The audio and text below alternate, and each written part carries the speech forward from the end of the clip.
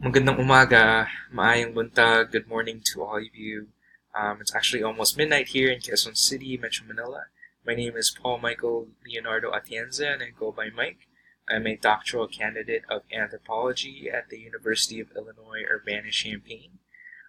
Before I continue, I wanted to acknowledge the traditional custodians of the lands where our physical meeting takes place, the Multnomah and Chinookan people, who have been forcibly removed and continue to struggle to assert their rights and sovereignty today. I look forward to sharing with you my reflections about our undisciplined network, and I'm also grateful to provide my virtual presence as I'm currently conducting field research for my dissertation, which focuses on the lived experiences of gay Filipinos in and between Manila and Los Angeles through their media practices and ideologies pertaining dating app communications on mobile phones.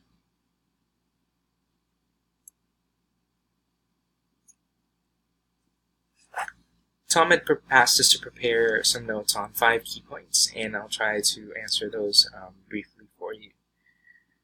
What were some of the values of the reading group for you professionally and personally, and what roles have care and giving played in the group?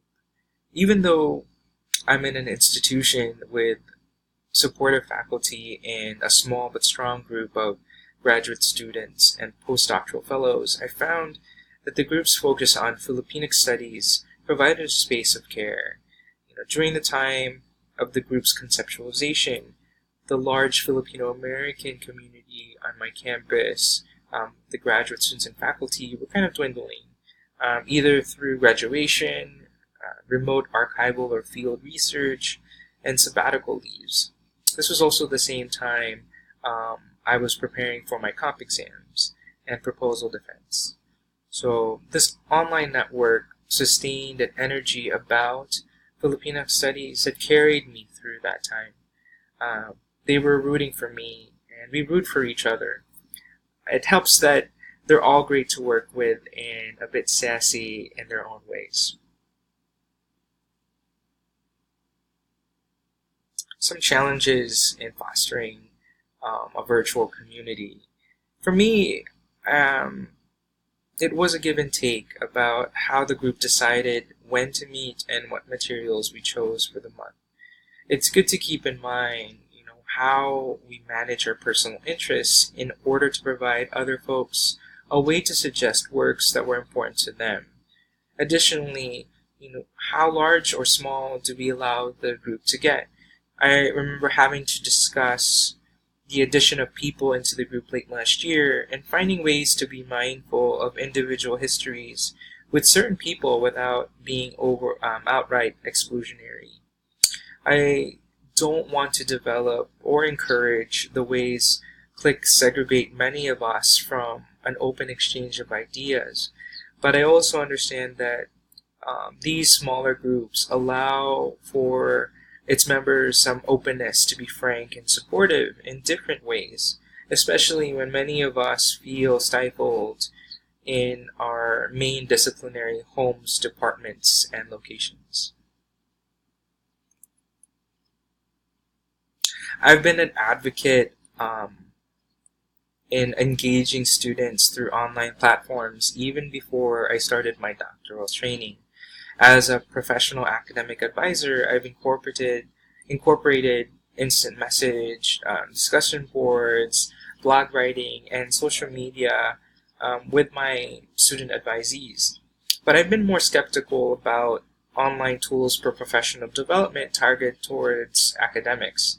I've tried online writing programs that are supposed to help with daily writing goals, and I'm assuming that we've all taken multiple online ethics and sexual harassment training modules from our learning institutions as well. So reflecting back on the past year and a half of the group, I'd say that online pedagogy must be approached as a toolkit with no definite set formula for success. Anytime we apply pedagogical tools, we should be flexible and not afraid to try different practices.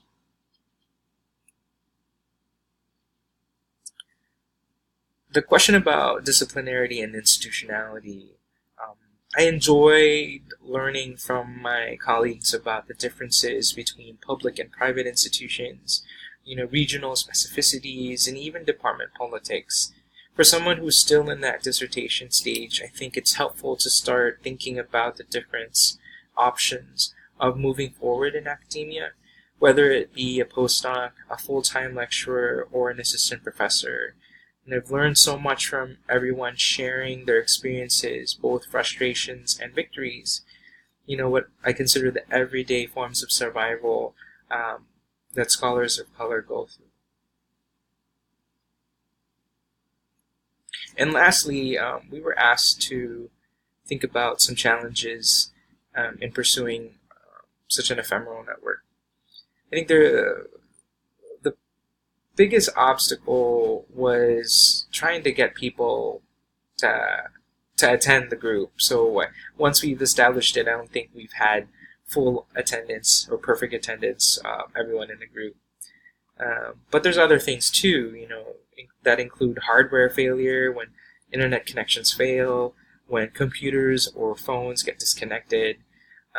There's also environmental disturbances. I remember a few of us were attending the group while they were outside or in a cafe, and the outside noise would kind of disrupt their responses and distort what we were able to hear in our hangout.